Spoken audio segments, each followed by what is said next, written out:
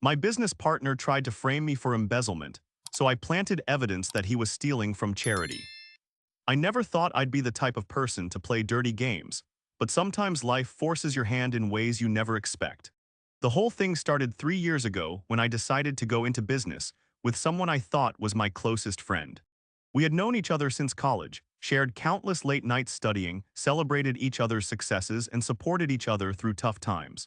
When he approached me with his business idea for a consulting firm, it seemed like the perfect opportunity to build something meaningful together.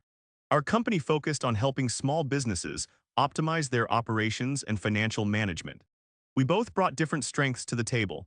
I was better with numbers and client relationships, while he excelled at strategic planning and marketing. For the first 2 years, everything seemed to be going incredibly well.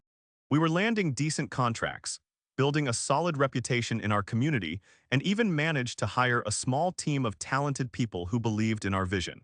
But somewhere along the way, something changed in my partner's behavior. He started becoming more secretive about certain aspects of the business, would have hushed phone conversations that he'd quickly end when I walked into the room, and began insisting on handling all the financial reporting himself. Initially, I attributed this to his natural tendency to be protective of his work. But as weeks turned into months, my concern began to grow into something closer to suspicion. The first real red flag came when I noticed discrepancies in our quarterly reports. Small amounts here and there that didn't quite add up, client payments that seemed to be recorded differently than what I remembered discussing. When I brought these concerns to my partner, he would dismiss them as simple accounting errors or explain them away with complex reasoning that left me feeling confused rather than reassured. His explanations always sounded plausible in the moment, but later, when I'd try to piece together what he'd told me, the logic would fall apart. Things escalated dramatically when I discovered that he had been systematically moving money from our business accounts into what appeared to be personal investments. The amounts were significant enough to affect our company's ability to pay suppliers and employees on time.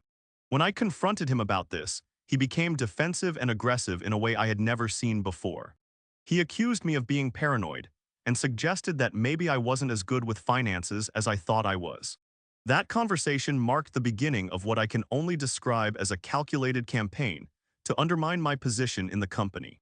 He started excluding me from important meetings with clients, making unilateral decisions without consulting me, and slowly poisoning relationships with our employees by suggesting that I was becoming unreliable and difficult to work with.